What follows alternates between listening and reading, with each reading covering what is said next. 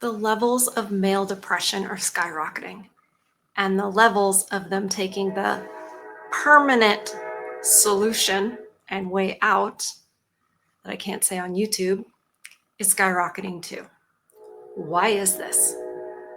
Well, a lot of feminists will say it's because they're misogynistic and they really don't like women and they blame women for all these problems. And if they would just get it together and be a good man, then they would have families and they would have everything they want. And all this is their own fault.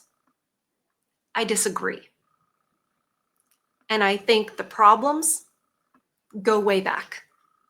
We're talking over 100 years ago, because they beat you down slowly so that you don't realize you have shackles on. You just feel the pressure and the expectations and all the criticisms.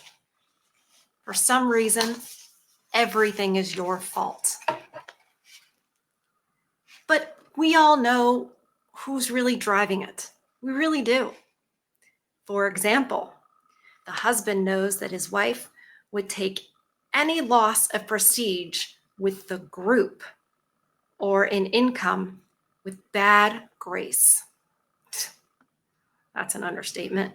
Despite her assurances that his, quote, well-being are important. Sure,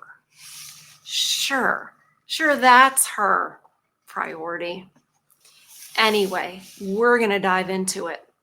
This is episode 8 of our journey into the decline of the American male, written in 1958. So, without further ado, let's get in.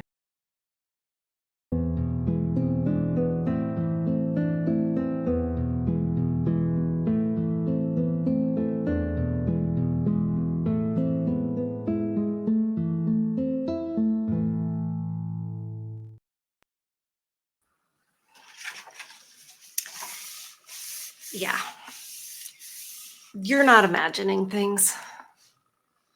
And it isn't just you that's been disposed of, held accountable for things that really aren't your fault. I'm not saying that men are perfect. We're all flawed. But the amount of blame that's put on men for all the problems in society and all the problems in the family, don't you understand? She only filed for divorce because man bad. And it's time we started fighting back against that, because it's not right. So, to fight back against it, we need to know who the enemy is and what their objective is. It's not just the women. They're really not capable of doing all this by themselves. It's your job. It's the government. Anybody who's been through family court knows it's not just the woman who's against them. It's not just the wife. It's the judge. It's the system. It's all that. So, how did we get here? We've been going over the things that basically, in my words, and probably in yours, put him on that plantation and pressure him. We've come to the fourth thing, and don't worry, we're going to get to the wives. It's 1958, so pretty much, a lot of people were married. It's not going to be the long-term relationship or situationship or girl you're dating. Economics. We Americans have long taken our high standard of living for granted. Now we are beginning to take inflation for granted too. The result is that the American male must work harder just to keep on buying and consuming the things his family is expected and is incessantly urged to buy and consume. And we all know, especially nowadays, who in the family is the primary consumer of things. Who makes those decisions? Well, the wife does. The payments on the new car have to be kept up, regardless of what happens to the value of the dollar. And if you have graduated from a low price to a medium price car, you must do your utmost not to slip back, right? Because it's all about the group. He spoke earlier, actually, the author of the second chapter because it's divided into 3. And he spoke earlier about how he lost his sense of self because it all became about getting along with his employer. And you guys know those training videos that most of you have to watch. And the message in those training videos is, hey, Mr. White Man, you better behave or you're going to be sent to HR. And we might destroy your whole reputation because we're going to accuse you of horrible things. I think this is around the birthplace of that, right? Because if everybody needs to get along with the group and we're losing individuality, because this is when big companies started to emerge, not just, mom and pop shops in small towns, big companies, corporations.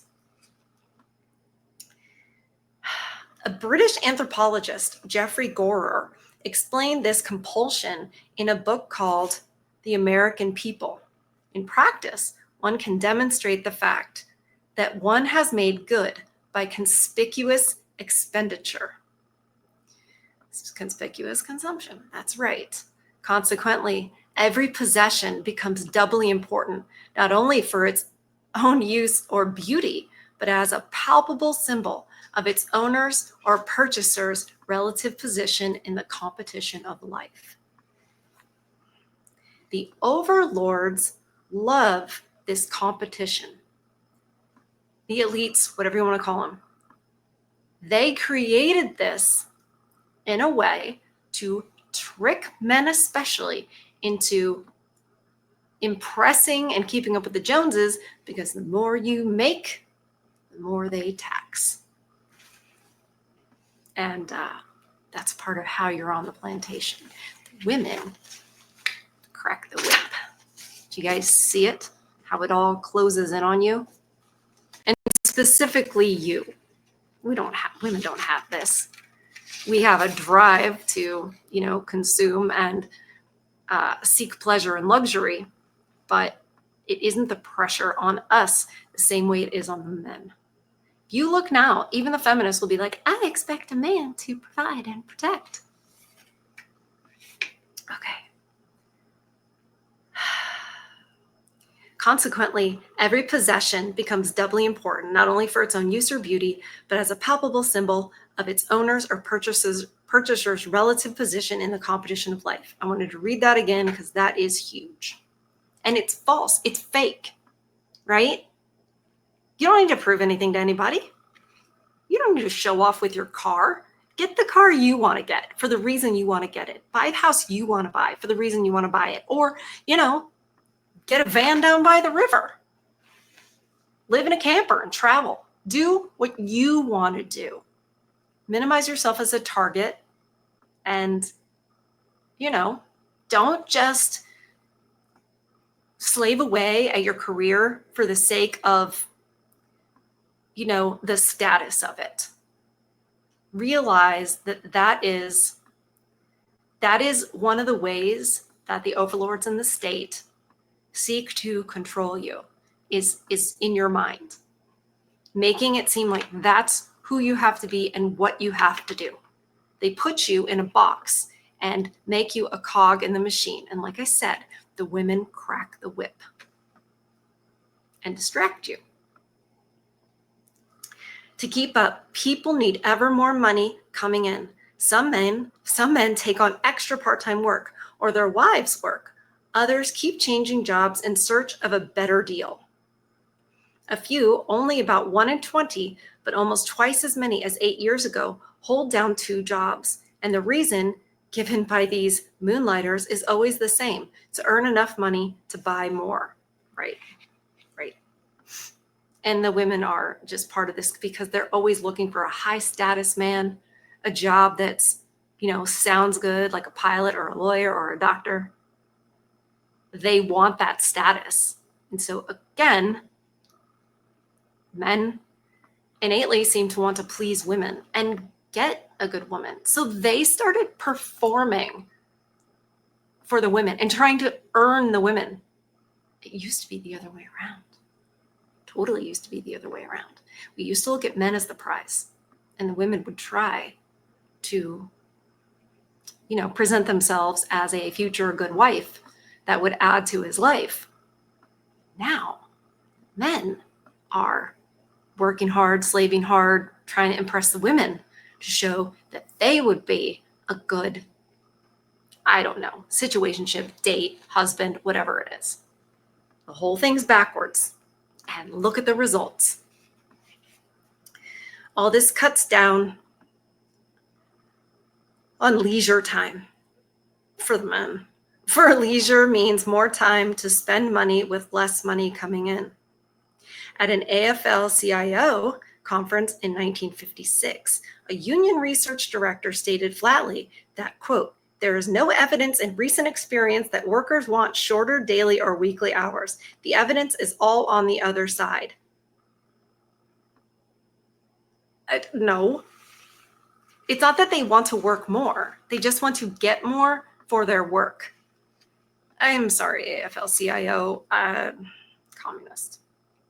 The American standard of living is high, but not as high as or as easy to achieve as foreigners might gather from looking at the ads of the, quote, average American family enjoying the gleaming gadgets in their new ranch-type house, right? Everything became cookie cutter. Suburbs popped up. If you're out there living the agrarian life on your farm, you're not as preoccupied with what the neighboring farm is doing, right? But you squeeze people close together who are strangers and are supposed to get along just because of proximity, you're going to have these issues. These subtle things add to these problems, and it falls on the man. And I say that because of where we are today. This was sort of some of the beginnings of it, so that no one would notice. But the men started to feel the pressure. They started taking on 2 different jobs. Like, sure, it's because they would like to work more. Nice job, AFL-CIO. They also want to squeeze everything out of you and tell you that they're on your side. Hi, we're here to help you. Sure you are. Oh, by the way, if you're enjoying this, please like and subscribe to the channel. I'm so grateful for all the support and all the feedback that these things are a good study, that these things are needed. And so we will keep going. And by the way, if anybody has any other older books like this one, 1958, if we can even find an older one talking about the issues that men face or society and how it was, please drop that in the comments or email that to me, something, because I really want to keep digging till we really get down to the start of all this. And we may be going back to the 1700s. Who knows? Okay, let's continue. The average American male is still engaged in an unremitting struggle to go on paying for the things he is accustomed to and is told he needs. And I will add, is told he must do. No one's asking him what he wants at this point. Not really. No one's asking him what he wants. Do you want the ranch house? Do you want these cars? Do you want the... Nobody's asking him. He's just getting pushed along for the betterment of the government, for the betterment of the women. It's not really the betterment of us, but we think it is. Okay, you guys, we've come to the part. This part is number 5. Wives. Wives. How are they part of this? In a society where servants have become almost as rare as blacksmiths. Oh my gosh. In a society where servants have become almost as rare as blacksmiths, many American husbands are doing things around the house that their fathers didn't even know had to be done. This is very interesting. The wives expect their mates to be partners, and the mates are too smart or too considerate to rebel. Too considerate. They were deferring to the women. like it was a reflex. Servant. Interesting word, because that's exactly how they're treated. Little miss, it is not time for your dinner yet, ma'am. That's Lola. A lot of you guys know Lola, my little dog. I'm a stereotype. They're too considerate to rebel. Today's breadwinner must be a part-time nursemaid, kitchen helper, handyman, and mechanic, right? Before this, women understood that the man is going to work, and that is hard, and there's a lot of pressure, and we respected that, and we were thankful for that, and we added value to his life. We weren't just happy wife, happy life, soft life, housewife, soft life, right? Just like enjoying it, sitting around, talking with our friends, blah, blah, blah. Before, we used to have to work too, sometimes in the fields, sometimes, and definitely with a lot of children. And we didn't expect the man, when he's not working, to come and change diapers, get up in the middle of the night. That's ridiculous. That was our job. And to burden him with, he's supposed to know when he's supposed to help and how he's supposed to help. And that's just too much. It's too much to ask. It certainly shouldn't be demanded. Some of it may sound like fun, but most of it is just that much more hard work at the end of a hard day, right? And that's what they do. They still do that even more. There's also the steady, if tacit, pressure by wives to keep up with those Joneses who always seem to be living next door. The pressure may never be put into so many words, but it's a rare husband who isn't aware of it. He knows his wife wants to impress other people. And it's like, whatever the wife wants, the wife gets. Why? It's not good for the family. Stand up against them, man. In a Fortune article, William H. White Jr. pointed out that many wives urge their mates to quit working so hard. This influence is effective about 10% of the time, he said, and keeps the spouse from completely demolishing himself. However, the husband knows that his wife would take any loss of prestige within the group or in income with bad grace, despite her assurances that his well-being is more important. Here's the thing that they do, and they do this today. You're always away. You work too much. I have all this in the house to do, and you're never here. And they'll file for divorce over that. However, they want to go on expensive vacations. They want that expensive new SUV with all the bells and whistles. They want to, buy expensive food and not meal plan. But don't work too much. How? You can't win. You cannot win with this. Husbands can't win. If they don't make enough money and there's financial stress, divorce. If they're working too much and they're never home, divorce. I lived that. My dad worked very hard. He traveled a lot. You know why? Because my mom liked horses and wanted to have a horse farm. But he worked too much. You can't have both. You can't. How's he going to have the farm and the horses and all the bells and whistles and we go to horse shows and stuff, but he's home all the time? What do you expect him to win the lottery? That makes no sense. And I hate that men are put in this position where you can't win no matter what you do. And then you're blamed when it's obviously not your fault. Finally, psychiatrists maintain that in our matriarchal, right, American society. Isn't that funny? 1958. And this author is calling this society matriarchal. I would say the same. Even though women don't enforce things, they have government that does on their behalf.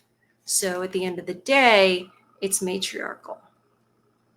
American society, men feel the need to assert themselves and prove their masculinity by accomplishing things as they get older. This drive can even become a substitute for loss of potency. That speaks for itself. Is it any wonder that women in America live so much longer than men? Right. That's proof right there. Who's carrying the burden? Who's living with the stress? And I started this video saying how men are more and more depressed. All that has happened since obviously the mid 20th century, probably before, is the quality of life for men has gone like this. And the blame on men has gone like this. And that's why I talk about this. People might say, well, women do bad things and not all women are bad, and fine, but that's beside the point. People have been talking about for generations now how hard women have it and how bad men are and stuff. And I'm like, that is completely wrong. And my approach is, if it's been skewed one way for this long, I want to flip the tables over. Because it not only was talking about how women were so oppressed and everything, a lie, the fact that they blamed men and started this, boys are puppy dog tails and snails and puppy dog tails, and women are sugar and spice and all things nice. Come on now. No. Okay. Number 6, action for its own sake. Did I get here? Yes. Action for its own sake. America is the country where the recommended way of getting over the blues is to do something. Honestly, I read this cold with you, and it's amazing that I just start talking about the male depression. So you're down, guys, you're having a hard time. Well, get up and do something. Pull yourself up by your bootstraps. That's acting like it's your fault again. I say, if you're going to pull up your bootstraps and go your own way and get off this stupid plantation. If it often works, at least it's a way of keeping a neurosis in check, even if you don't get rid of it. And hard work can also be an excuse for not solving a personal problem. Maybe you can't. Like I said, if you're getting, lambasted for working too much, but lambasted because we need all these things, how are you going to solve that personal problem? You can't. A doctor was discussing one of his patients with me. Quote, his wife is a tramp, he said, so he works 12 hours a day. How's he going to solve that personal problem? His wife is a tramp. Good God. All right. Americans generally shun solitude and don't know what to do with themselves when left alone. Dr. David Abrahamson, a New York psychiatrist, has attributed this to the fact that since childhood, most of our recreation is planned by groups. One result, I'm sorry, I have to interrupt again. No, psychiatrist man. It's because humans, by their nature, how they're wired, how we were created, go in groups. If you don't even believe that God created us that way, and that's why we're like that, then look at biology and evolutionary science. The fact when one human is alone, they're much more at risk from elements and, wild animals, etc. When we're in groups, we can work together, we can help protect each other, we can do different jobs and cooperate. And that's better for us. And we're wired to know that we are not designed to be alone. So I love how psychiatrists and psychologists pop up and try to make different explanations for things that are obvious. So they twist it and turn it into some social thing to advance the narrative. I don't trust most psychiatrists and psychologists at all. Not at all. One result is that the weary American male is likely to clutter his week weekends with so much social, athletic, and community activity that he often faces the new week more exhausted than he ended the last, especially if the wife is planning all these things and exhausting him when he needs to rest. The women generally don't let the men rest. Like, let him have his quiet time. Doesn't necessarily need to be alone, but he needs quiet. He needs to sort his thoughts out. But we don't let him do that because it's all about us and what we need and what we want. Like, let him recover on the weekends. You don't get, as a woman, you don't get to judge if he needs that recovery or if he needs the quiet time or how he should rest. No, you wouldn't want him telling you that. Although we'd be better off if he did and we obeyed. But that's another story.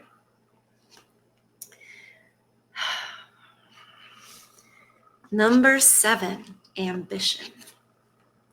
This is a trait deeply rooted in the character of people weaned on the strive and succeed legend, right? Don't you want to have more than your parents? Don't you want to da-da-da-da-da-da?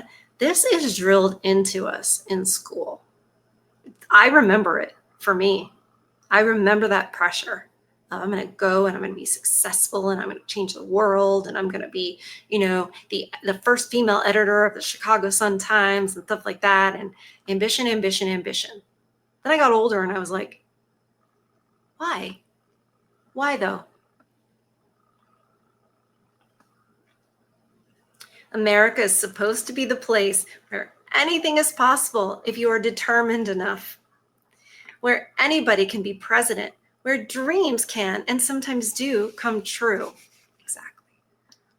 If an American male admits to discontent, he usually cherishes the thought that somehow, sometime, everything will be okay. And that's a falsehood. That's an American falsehood. Life happens. Bad things happen to good people. It's not just, well, everything's going to be okay and everything's going to work out. And, pushing that expectation on people makes it so when both men and women, when they do face something that's difficult, they can't deal with it because it wasn't supposed to happen. Illnesses, economics that you can't help, catastrophes. Well, if everything's supposed to just be okay and everything's supposed to work out, you have no coping skills. And if you teach your children that, they're going to malfunction when things go wrong. And you see that today for sure with Gen Z. Some of the millennials too. Give him time, let him show his stuff, and the breaks will come. The, quote, real thing is there just around the corner, right? And that keeps them running and running and driving towards it. And that means women get to live luxuriously and the state gets more taxes. Ambition has flourished in our society because it did get results. In pioneer days, a man could pull up stakes and go. Pull up what? Hold on, I'm so sorry. Let's get this sorted out. In pioneer days, a man could pull up stakes and go. Okay. Many fortunes were made that way. Today, with the frontier gone, the mentality lingers on, right? Manifest destiny. Millions of Americans change their addresses and jobs every year, most of them driven by the quest for something better. There's nothing better than your family. There's nothing better than staying with your family, extended family, and community. Moving all over the place, chasing a dream, chasing this American dream has broken the family and broken men. Geographical mobility is linked to our social mobility, and both are consequences of what sociologists call our open class society. That is a society where a man can move up and down the ladder with no limit to what he can aspire to. Right. Unlike older traditional societies, there is no point at which he must say, I've made it. I've gone as far as I can go. Now I can relax. What about I've gone as far as I want to go? I want to do things that fulfill me, because this is an empty quest. Thank God a lot of men are realizing it. That is why the American male often feels he is on an endless slope it's just what I said, on an endless slope that ambition compels him to keep on climbing. As Jeffrey Gorer put it, quote, success is always relative, never absolute. Yeah, it's a prize you can never win. Not really, because there's always more. There are practically no positions in American life where it will be generally conceded that a person has achieved final success and need make no further effort. There is always a higher grade. Yeah, men, in other words, it's never good enough. You're never good enough. The amount you work is never good enough. What you provide is never good enough. What you do at home is never good enough. How you communicate is never good enough. Never. Nothing's ever good enough. And no wonder men are becoming nihilistic. No wonder men are so depressed. No wonder they're taking that permanent solution out. Because everybody's telling them you're not good enough. No matter what you do. So much for the tangle of reasons that lies behind the American male's predilection for work. A couple of questions remain. On the next episode, we will get into those questions. We will get into the questions because after you're just climbing and climbing and climbing and you can't get there, I want to know what those questions are. What were they asking in 1958? Can you believe it? Can you believe that in 1958, when we're told it was all hunky-dory, right? Let's go back to the 20th century. Let's go back to the 50s when everything was perfect. No, it wasn't. No, it wasn't. Men were being torn every which way. And nothing was good enough then, and nothing is good enough now. All it has done is gotten worse. And it's time we call it out. It's time we stand up against it. And the people that need to do this are women. Why? Because we're the main things that cause this. We are the whip crackers. Well, if we keep getting fooled by the overlords in the state that we're oppressed, that we need this, blah, blah, blah, that we're entitled to something, right? That we're entitled to a happily ever after, where somebody just makes it happily ever after. If we can stop that, and if a bunch of women can get together and start calling out where women have gone wrong and where they're going wrong and how it has affected men, we have to do it. We helped make the mess. We made the mess. I mean, it's mostly us. And the lies of feminism empowered us to do so, brainwashed us to do so. Because if man bad, then you can treat him however. If man bad, then who cares what he thinks or what he feels? Man is not bad. And that's what we need to teach the women. Because at the heart of it, many of them know it already. Bring up their father, their brother, their sons, and they'll realize, oh, wait, yeah, it's different for them. Well, then all these other men are somebody's brothers and fathers and sons. We need to stand up and call out the injustice. It's our responsibility. It's our duty. I know that's a difficult concept for a lot of women, but just got to keep on spreading the word. So in the meantime, protect your peace. No one else will, obviously. Feed your souls. That will help you continue to go on. Always remember that I love you. From the bottom of my heart, you're all my brothers now. I'm responsible to you. I love you. I'll see you on the next one. Bye.